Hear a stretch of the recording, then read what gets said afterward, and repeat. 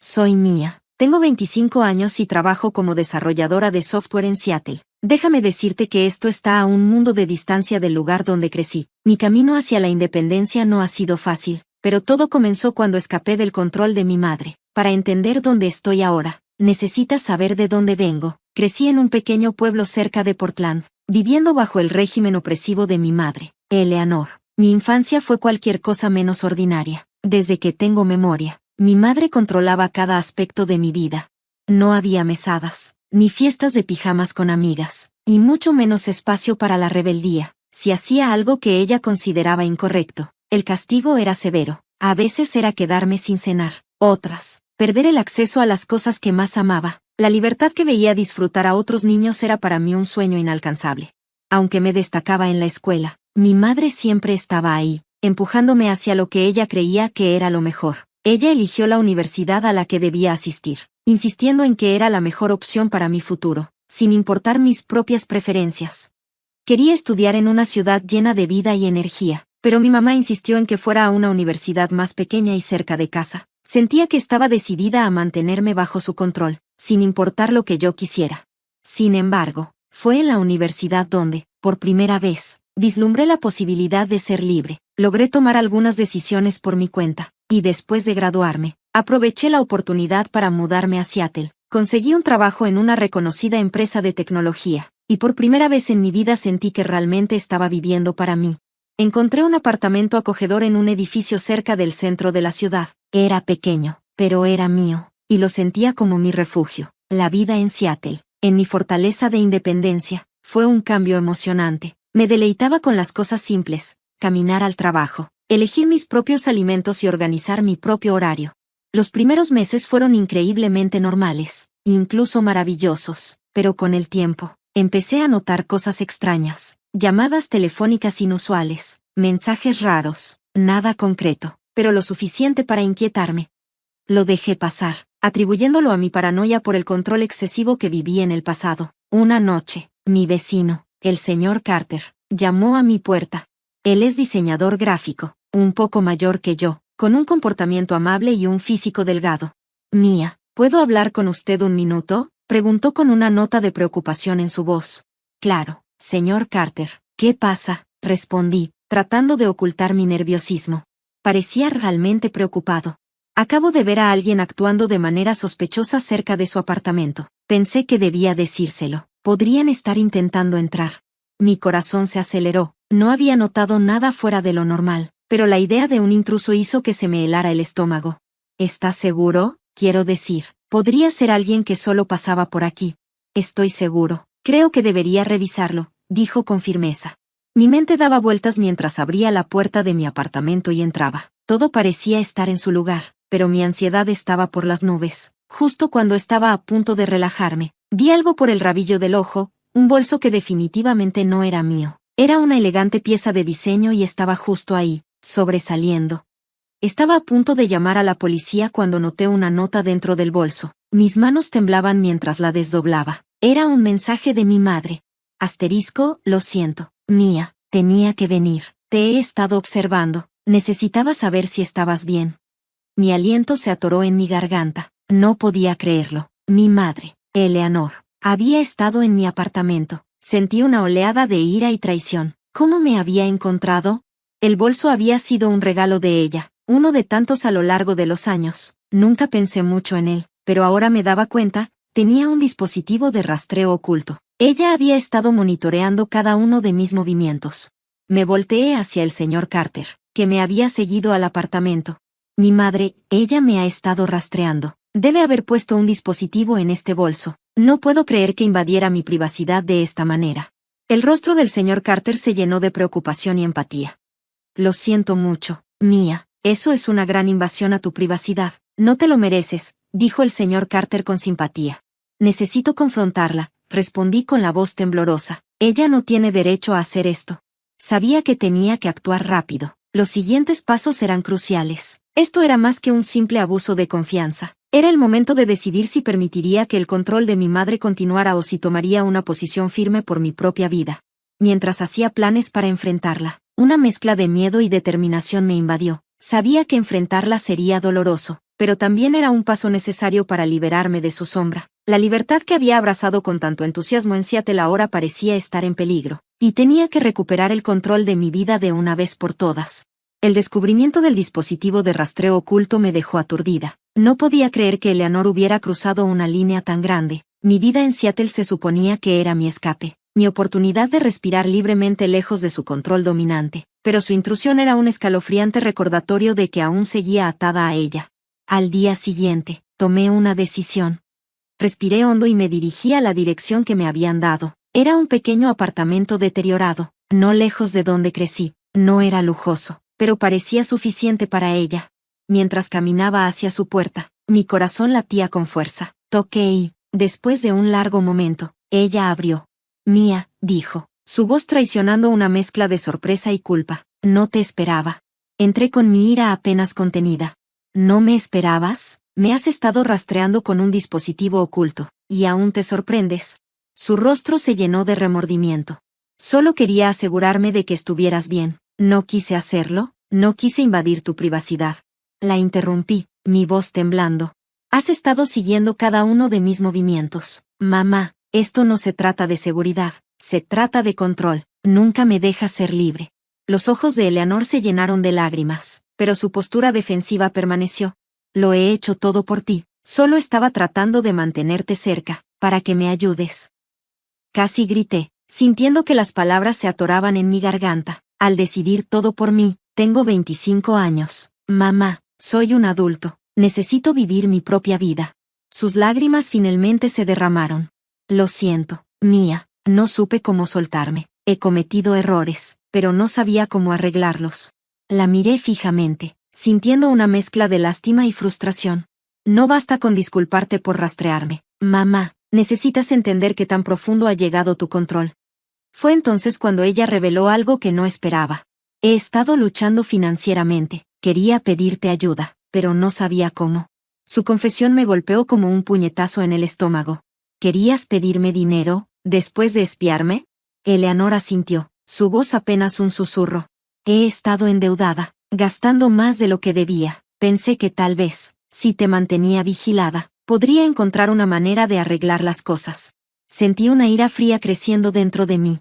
¿Me has estado espiando para ver cómo sacarme dinero? Eso es despreciable. Me has manipulado y controlado durante años, y ahora quieres usar esa intrusión para resolver tus problemas. Ella intentó acercarse a mí, sus manos temblaban. Mía, por favor, no era mi intención que las cosas llegaran a esto, lo siento. Sus palabras se sintieron vacías. Ya no puedo hacer esto, mamá, no puedo seguir dejando que controles mi vida, ni siquiera a distancia. Salí de su apartamento sintiéndome abrumada por una mezcla de tristeza y determinación. En ese momento me di cuenta de que la única manera de recuperar mi vida era cortar todos los lazos con ella. No se trataba solo del dispositivo de rastreo o del dinero, sino de liberarme de años de manipulación emocional. De vuelta en mi apartamento, comencé a hacer cambios de inmediato. Compré un teléfono nuevo y configuré medidas de seguridad adicionales para evitar más violaciones de mi privacidad. También empecé a buscar un nuevo lugar para vivir, lo más lejos posible de ella. Me comuniqué con un abogado para iniciar el proceso legal de separar mi registro familiar de ella. Cada paso estaba lleno de una mezcla de alivio y dolor. Había deseado tanto la libertad, pero ahora que estaba a mi alcance, el costo era mayor de lo que había anticipado.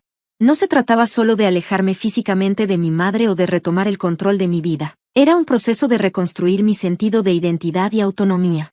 Mientras empacaba mis cosas y me preparaba para la mudanza, el señor Carter se convirtió en una fuente inesperada de apoyo. Se ofreció a ayudar con la logística y me escuchó en los días difíciles. Pasamos más tiempo juntos, y su amabilidad se volvió un pequeño consuelo en medio del caos. Pero la batalla no había terminado. Cuanto más aprendía sobre el alcance de la manipulación de mi madre, más me daba cuenta de lo profunda que había sido su influencia en mi vida. Sus acciones no solo habían afectado mi vida personal, sino también la forma en que veía las relaciones y la confianza. La confrontación con Eleanor fue solo el comienzo. Estaba a punto de embarcarme en un viaje de autodescubrimiento y sanación. Aunque me sentía intimidada, sabía que era necesario. La lucha por mi independencia apenas comenzaba, y estaba consciente de que el camino por delante sería desafiante. Los días posteriores a mi confrontación con Eleanor fueron una mezcla de actividades y emociones. Me mudé a un nuevo apartamento, lejos del pequeño pueblo cerca de Portland donde había crecido. Este nuevo lugar representaba un nuevo comienzo, un espacio donde finalmente podía sentir que tenía control sobre mi propia vida. Sin embargo, incluso mientras me instalaba en mi nuevo entorno, el peso de todo lo que había sucedido seguía conmigo. Mi nuevo apartamento era moderno, con grandes ventanales que dejaban entrar mucha luz. Era muy diferente de los espacios pequeños y oscuros en los que había vivido antes. Mientras observaba el lugar, sentí una extraña mezcla de emoción y aprensión. Era el inicio de algo nuevo, pero también una constante lucha por dejar atrás el pasado. El proceso de desempacar fue terapéutico y me dio la oportunidad de reflexionar sobre todo lo que había logrado hasta llegar aquí, pero mientras revisaba mis pertenencias, recordé la forma en que Eleanor se había entrometido en cada rincón de mi vida. La separación legal de mi madre fue un paso importante, fue liberador, pero también doloroso. Saber que este era el corte final de nuestra complicada relación. El abogado me aseguró que era un procedimiento estándar, pero para mí se sentía como el final definitivo de un capítulo que había luchado por cerrar durante años. Durante este tiempo, el señor Carter fue una presencia constante. Me había apoyado muchísimo, ayudándome con la mudanza y siempre ofreciéndome su hombro. Pasábamos las noches hablando de todo y de nada. Su tranquilidad era un agradable contraste con el caos por el que había pasado. Nuestras conversaciones me recordaban que no todas las personas en mi vida intentaban controlarme. Una noche, mientras estábamos sentados en mi nuevo apartamento, el señor Carter tocó un tema que yo había estado evitando. «Has pasado por muchas cosas últimamente», dijo suavemente. «¿Cómo estás?» Miré alrededor de la habitación. Mi mirada se posó en los espacios vacíos donde solía estar mi antigua vida. Ha sido un torbellino. Siento que finalmente estoy empezando a respirar de nuevo. Pero también es difícil dejar ir todo lo que pasó. Él asintió, entendiendo en sus ojos. Es mucho que procesar, pero lo estás haciendo muy bien. Este nuevo lugar, los cambios, estás tomando el control de tu vida. Aprecié mucho sus palabras. Fue un alivio hablar con alguien que no estaba tratando de manipularme o controlar mis decisiones. El apoyo del señor Carter fue más de lo que esperaba y me ayudó a ver que podía haber algo positivo en todo este caos. A medida que pasaron las semanas, comencé a establecer una rutina en mi nuevo apartamento. Empecé a trabajar en proyectos personales que había dejado de lado durante años, cosas que me hacían feliz y me permitían expresarme. También comencé a reconectarme lentamente con amigos con los que había perdido contacto y a encontrar consuelo en su apoyo y comprensión. A pesar de estos pasos positivos, no pude escapar completamente de la sombra de mi pasado. De vez en cuando recibía mensajes de Eleanor pidiendo perdón o preguntando por actualizaciones sobre mi vida. Cada vez que los leía, sentía una punzada de culpa, pero sabía que responder solo me arrastraría de nuevo a la confusión de la que había tratado con tanto esfuerzo de escapar. Un día, mientras preparaba la cena, el señor Carter se acercó para ayudar. Estábamos hablando de mi nuevo trabajo cuando, de repente, me preguntó, ¿alguna vez piensas en lo que sigue para ti, más allá de simplemente alejarte de todo? Hice una pausa, considerando su pregunta. Todavía estoy averiguando eso. He estado tan concentrada en alejarme de mi madre y su control que realmente no he pensado en cómo quiero que sea mi vida ahora. Él sonrió suavemente. Tal vez valga la pena pensar en lo que quieres para ti, no solo en lo que quieres escapar. Has dado un paso tan grande. ¿Cuál es tu visión para tu futuro? Sus palabras me impactaron. Me di cuenta de que, si bien me había centrado en escapar de mi pasado, no había pasado mucho tiempo considerando lo que quería para seguir adelante. La idea de crear un futuro basado en mis propios deseos era, al mismo tiempo, estimulante y desalentadora. Esa noche, mientras estaba sentada sola en mi nuevo departamento, comencé a soñar con el futuro. Pensé en el tipo de vida que quería construir, no solo en ausencia de la influencia de mi madre, sino en una dirección positiva para mí. Era un nuevo tipo de libertad que traía consigo su propio conjunto de desafíos, pero también la promesa de crecimiento y autodescubrimiento. Empecé a entender que recuperar mi vida significaba más que simplemente romper con el control de mi madre. Se trataba de construir algo nuevo y significativo para mí. Mientras el viaje avanzaba, lejos de terminar, sentí una sensación de esperanza y posibilidad que no había sentido en años. A medida que las semanas se convirtieron en meses, comencé a sentir un optimismo cauteloso. Mi nuevo apartamento comenzaba a sentirse como en casa, y mi rutina finalmente se estaba asentando en su lugar. Me había estado concentrando en el crecimiento personal y la reconstrucción. Aún tenía conexiones con algunas personas, pero había algo pendiente por resolver, la confrontación final con Eleanor. Una tarde, mientras disfrutaba de un momento tranquilo con una taza de café, recibí otro mensaje de Eleanor. Era similar a los demás, disculpas por la reconciliación y pistas sobre sus problemas financieros. Miré fijamente el mensaje, sintiendo una mezcla de ira y tristeza burbujeando dentro de mí. Estaba claro que ella seguía tratando de acercarse, pero ya había decidido que no podía dejarla regresar a mi vida. El señor Carter se había convertido en algo más que un simple vecino solidario. Ahora era un verdadero amigo. Nuestras conversaciones se habían vuelto una parte regular de mi vida, y me encontré abriéndome a él de maneras que nunca imaginé. Una noche, mientras estábamos preparando la cena juntos en mi departamento, decidí que era hora de compartir mis últimos pensamientos sobre mi madre. Recibí otro mensaje de Eleanor. Hoy, le dije a Carter, tratando de mantener mi voz firme. Ella sigue pidiendo dinero y diciendo que lo siente. No sé qué hacer. El señor Carter levantó la vista de la estufa. La preocupación estaba reflejada en su rostro. Ya has hecho tantas cosas para protegerte. Tal vez es hora de considerar qué es lo mejor para tu propio bienestar. Asentí, sintiendo una mezcla de alivio y aprensión. He estado pensando en eso. Sé que necesito dejarlo ir por completo, pero todavía es difícil ignorar esa parte de mí que se siente responsable. Él, gentilmente, puso una mano en mi hombro. Es natural sentirte así, pero recuerda que ya has hecho todo lo que pudiste. A veces, dejar ir es el paso más difícil, pero es el más necesario. Al día siguiente, tomé una decisión. Redacté una carta final para Eleanor, estableciendo claramente mis límites. Le dije que ya no respondería a sus mensajes y que cualquier intento de contactarme sería ignorado. Fue una despedida firme pero respetuosa, y esperaba que me proporcionara el cierre que necesitaba. Mientras sellaba el sobre, sentí una extraña mezcla de tristeza. Y el alivio fue un cierre formal a un capítulo turbulento de mi vida, pero también fue una declaración de mi intención de seguir adelante, sin que el peso del pasado me arrastrara. Unos días después, tuve otra conversación sincera con el señor Carter mientras estábamos sentados en el parque, disfrutando del aire fresco de otoño. Él estaba observando silenciosamente el cambio de las hojas cuando se giró hacia mí con una expresión pensativa. Has pasado por tantas cosas, Mia. Estoy realmente orgulloso de lo lejos que has llegado, pero también he notado algo. Hay una luz en ti ahora que no estaba ahí antes. Pareces más en paz. Lo miré, sintiendo una calidez que no había sentido en mucho tiempo. Gracias. Ha sido un viaje, pero creo que estoy empezando a encontrar mi camino. Estoy aprendiendo a concentrarme en lo que quiero, no solo en lo que me hacía escapar. El señor Carter sonrió, y sus ojos reflejaron una calidez genuina. Es genial verte así, y estoy aquí para ti, sea lo que sea que necesites. La conversación permaneció conmigo mucho después de que nos despedimos. Sentí una sensación renovada de esperanza y determinación. Por primera vez en años, estaba empezando a imaginar un futuro que realmente era mío, construido sobre mis propios sueños y aspiraciones. A medida que el año llegaba a su fin, me tomé un tiempo para reflexionar sobre los cambios que había hecho. Mi vida aún era un trabajo en progreso, pero ya no estaba definida por mi pasado ni por el control de mi madre. Estaba aprendiendo a tomar decisiones por mí misma y a aceptar las posibilidades que se venían.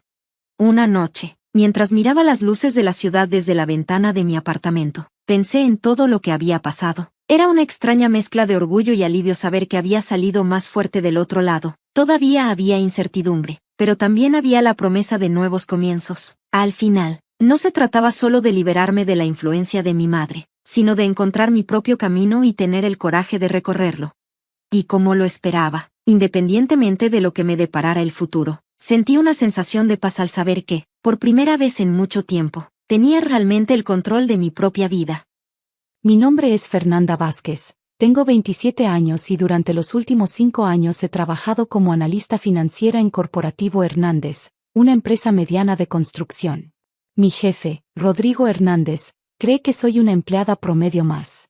No tiene idea de que soy la hija de Antonio Vázquez, el magnate empresarial más poderoso de México. Todo comenzó el martes 12 de abril a las 8:47 de la mañana. Iba camino a la oficina cuando vi algo que me cambió la vida para siempre. Un niño de aproximadamente 8 años había sido atropellado por un auto en el cruce de Reforma y Insurgentes. El conductor se había dado a la fuga, y el pequeño yacía inconsciente en el asfalto mientras los transeúntes simplemente lo rodeaban sin hacer nada. «Alguien llame a una ambulancia», grité mientras corría hacia él. Mi entrenamiento en primeros auxilios, que había tomado años atrás por insistencia de mi padre, se activó automáticamente. El niño tenía una herida profunda en la cabeza y respiraba con dificultad. «Mijo», ¿Me escuchas?, susurré mientras verificaba su pulso. Sus ojos se abrieron brevemente, llenos de terror. No te preocupes, voy a cuidarte, le dije manteniendo la calma. ¿Cómo te llamas? Santiago, murmuró débilmente. Santiago, soy Fernanda. Voy a quedarme contigo hasta que lleguen los doctores, ¿está bien? Durante los siguientes 20 minutos, mantuve presión en su herida mientras esperábamos la ambulancia. Hablé con él constantemente para que no perdiera la conciencia, le conté chistes y le prometí que todo iba a estar bien. Cuando finalmente llegaron los paramédicos, Santiago ya estaba más estable. Señorita, gracias a usted este niño va a sobrevivir, me dijo el paramédico. Si hubiera estado solo 5 minutos más, no habría tenido oportunidad. Miré mi reloj. Eran las 9:10 de la mañana. Llegaba 10 minutos tarde al trabajo.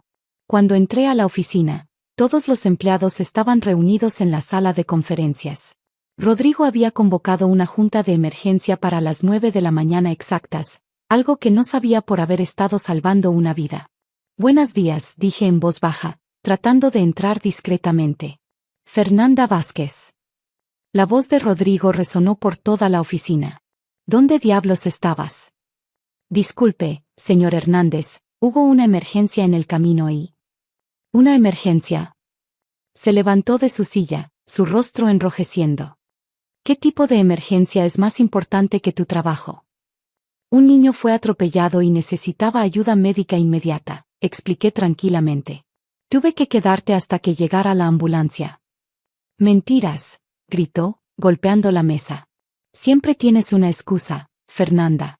Siempre hay algo que te impide ser una empleada responsable. Los otros empleados me miraban con una mezcla de pena y curiosidad. Yo había sido siempre puntual, eficiente y dedicada. En 5 años, nunca había llegado tarde ni un solo día. Señor Hernández, intervino Carmen, mi compañera de cubículo, Fernanda nunca llega tarde. Si dice que hubo una emergencia. Tú también cállate, le rugió. Todas son iguales, cubriéndose entre ustedes. Mi jefe se dirigió hacia mí con paso firme. Fernanda, estoy harto de tu actitud. Harto de tus excusas.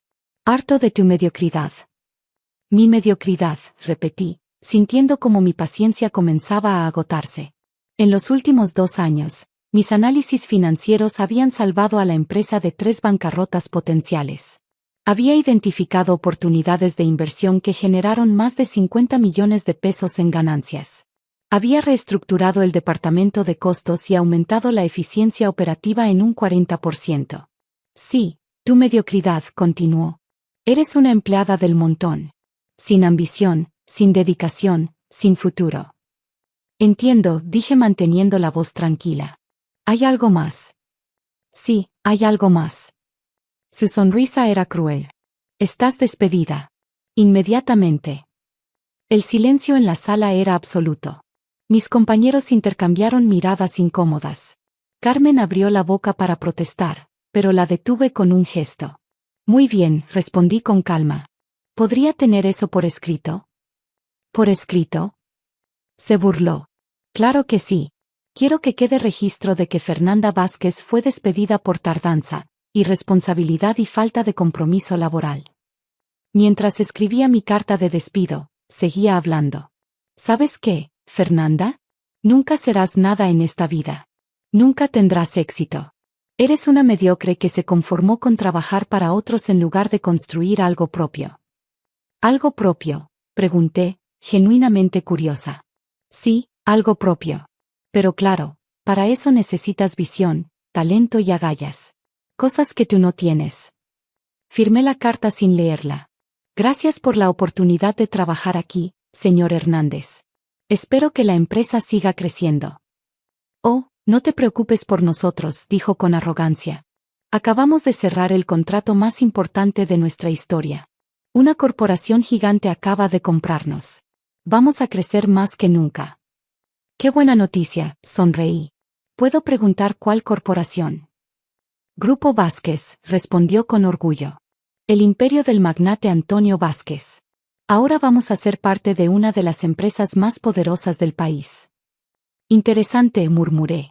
¿Y cuándo se hace oficial la compra? Hoy mismo. A las 2 de la tarde tenemos una reunión con los ejecutivos principales. Van a conocer las operaciones y, bueno, probablemente van a hacer algunos cambios. Estoy segura de que sí, respondí tomando mis cosas. Que tengan un buen día.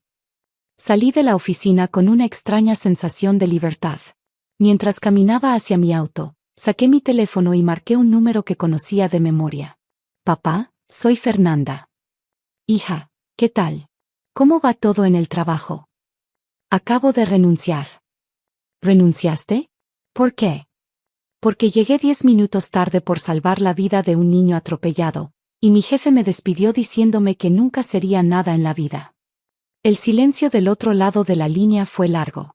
Fernanda, ¿estás hablando de Rodrigo Hernández? Sí, papá. ¿Por qué? Porque acabamos de comprar su empresa esta mañana. Voy a reunirme con él en 2 horas. ¿En serio? Fingí sorpresa. ¿Vas a conocer a mi ex jefe? Sí, y creo que va a ser una reunión muy interesante. ¿Puedo ir contigo? Me gustaría conocer las nuevas instalaciones de Grupo Vázquez. Por supuesto, mija. Pero no le digas a nadie quién eres. Quiero ver cómo manejan a sus empleados antes de revelar tu identidad. Está bien, papá. Nos vemos en tu oficina. Las siguientes 2 horas las pasé en casa, investigando más sobre la situación financiera de Corporativo Hernández. Lo que encontré me hizo sonreír.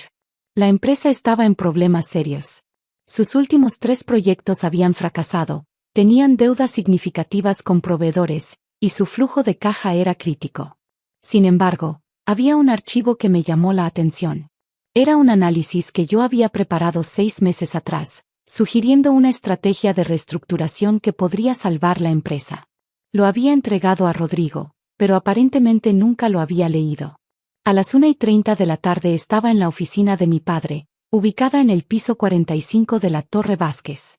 Era un espacio impresionante, con ventanales que daban vista a toda la Ciudad de México. Fernanda, mi amor, me saludó mi padre con un abrazo. Cuéntame exactamente qué pasó esta mañana. Le relaté todo, el accidente, mi llegada tarde, la humillación pública, el despido. Mi padre escuchó en silencio, su expresión endureciéndose con cada detalle. Vamos a ver qué tipo de hombre es este Rodrigo Hernández, murmuró. Llegamos a Corporativo Hernández exactamente a las 2 de la tarde. Rodrigo nos recibió en la entrada con una sonrisa excesivamente entusiasta. Señor Vázquez. Qué honor conocerlo. Se deshizo en reverencias. Soy Rodrigo Hernández, el fundador y CEO de esta empresa. Mucho gusto, respondió mi padre con frialdad profesional. Ella es mi asistente ejecutiva, Fernanda. Rodrigo me miró brevemente sin reconocerme. Era increíble cómo 5 años trabajando juntos podían borrarse cuando alguien ya no era útil para él. Perfecto, perfecto. Pasen, por favor. Tengo preparada una presentación completa sobre nuestras operaciones. Durante la siguiente hora, Rodrigo presumió sobre sus logros, sus proyectos exitosos y su visión empresarial. Mi padre tomaba nota silenciosamente mientras yo observaba todo con fascinación. Señor Hernández, intervino mi padre finalmente, he revisado sus estados financieros. Su empresa tiene problemas significativos de liquidez. Bueno, sí, hemos tenido algunos contratiempos menores, pero nada que no podamos manejar. Contratiempos menores. Mi padre sacó una carpeta. Tienen deudas por 80 millones de pesos, 3 proyectos fallidos, y un flujo de caja negativo. Rodrigo comenzó a sudar. Señor Vázquez, entienda que el mercado de la construcción es volátil. ¿Qué han hecho para solucionar estos problemas? Hemos implementado varias estrategias. ¿Cuáles estrategias?, preguntó mi padre. Bueno, hemos reducido costos, optimizado procesos. ¿Tienen algún plan formal de reestructuración? Rodrigo se veía cada vez más nervioso. Estamos trabajando en eso. Fernanda, me dijo mi padre, ¿podrías revisar sus archivos? Quiero ver si tienen algún análisis financiero detallado. Por supuesto, señor, respondí profesionalmente. Fui directamente al archivo donde sabía que estaba mi análisis de 6 meses atrás. Rodrigo me siguió nerviosamente. ¿Qué está buscando exactamente?, preguntó. Cualquier documento que muestre que esta empresa tiene un plan para resolver sus problemas financieros, respondí sin mirarlo. Encontré mi análisis y se lo entregué a mi padre. Él lo leyó cuidadosamente, asintiendo con aprobación. Señor Hernández, este análisis es excelente. Identifica todos los problemas principales y propone soluciones viables. ¿Quién lo preparó? Ah, eso. Bueno, mi equipo de análisis trabajó en eso. ¿Su equipo? ¿Cuántas personas? Varias personas contribuyeron. ¿Podría ser más específico? Bueno, principalmente, mi analista financiera principal. ¿Cómo se llama? Fernanda. Fernanda Vázquez. Mi padre levantó la ceja. ¿Fernanda Vázquez? ¿Dónde está ella ahora? Ya no trabaja aquí. ¿Por qué no? Bueno, tuvimos que reestructurar el departamento. ¿Reestructurar? ¿O la despidió?